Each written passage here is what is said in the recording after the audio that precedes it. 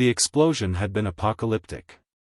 Lieutenant Marcus Kane watched his team die in slow motion, plasma fire searing through their suits, flesh vaporizing into ash. The Vorthak had ambushed them on Kepler 442b, orchestrating a massacre with surgical precision.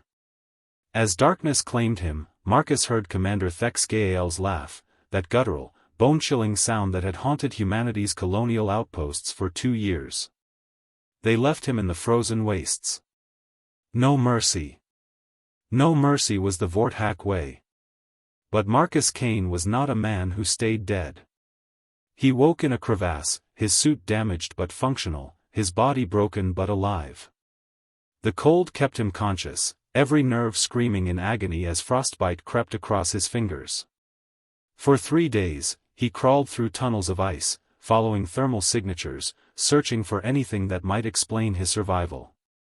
What he found was a Vorthak outpost, abandoned and dark. That's when he discovered the suit. It hung in a maintenance bay like a trophy, sleek obsidian armor with crimson markings, the uniform of a high-ranking Vorthak officer. Beside it lay a database terminal, its screens flickering with patrol routes, command structures, and battle strategies. Marcus studied the uniform's design, committing every detail to memory. He had always been a quick learner. That's why they'd chosen him for the colonial forces. It took him 48 hours to repair his suit enough to move, to salvage weapons, to study the Vorthak command protocols. He learned their language from the terminal, absorbing months of training in mere hours, something no human should have been capable of, but desperation and rage are powerful accelerants.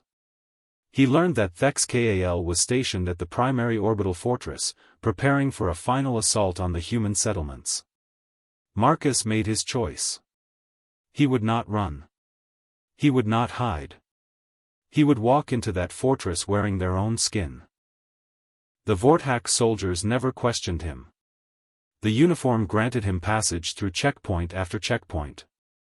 No one suspected a human could mimic their gait, their mannerisms, their cold efficiency. They saw only a high-ranking officer moving through the corridors of power, and they bowed. Some even saluted. Commander Thexgael received him in the war chamber, a cavernous hall lined with tactical displays showing human positions, human settlements, human lives marked for extinction. The commander was magnificent in the way predators are magnificent, all muscle and scales and lethal intent. He stood 12 feet tall, his 4 arms adorned with weapons earned through conquest. Officer Vexthoris, Thexgael said, tilting his head. I have not seen you before. Yet your credentials are impeccable. Marcus stepped forward, his hand steady on his plasma rifle. I bring a message, Commander. From those you left behind. Recognition flickered across Thexgael's face, just for a moment. That was all Marcus needed. The plasma bolt caught the commander in the chest, then the neck, then directly through his primary heart. Thexgael's body convulsed, his roar of pain echoing through the chamber. By the time the Vorthak guards reacted, Marcus had already moved, years of military training taking over.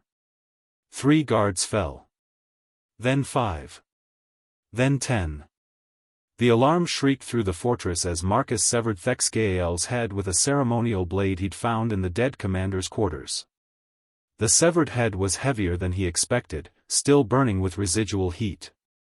Blood, black and viscous, dripped onto his stolen uniform. He moved like a ghost through the panicking corridors, using the chaos to reach the hangar. Behind him, the fortress erupted into confusion. They were looking for an assassin, an intruder, never questioning whether he was already among them. The stolen fighter broke atmosphere just as the fortress's defensive grid came online. Plasma bolts missed him by inches as he punched the engines toward the human settlements below. Marcus didn't look back. He didn't need to. 2 hours later, he descended through the clouds and landed on the tarmac of New Damascus Colony. Soldiers rushed forward with weapons raised, then stopped abruptly.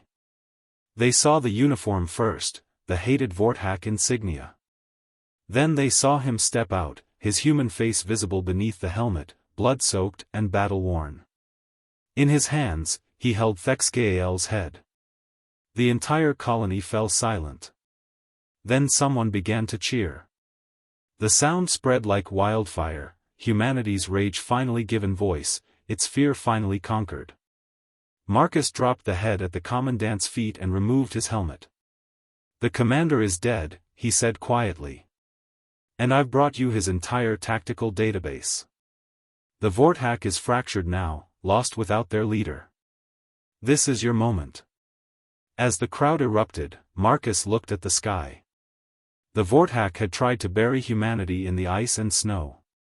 Instead, they had forged it into something harder, colder, and infinitely more dangerous. They had created a weapon they could never comprehend. Kindly like and subscribe channel. Thank you.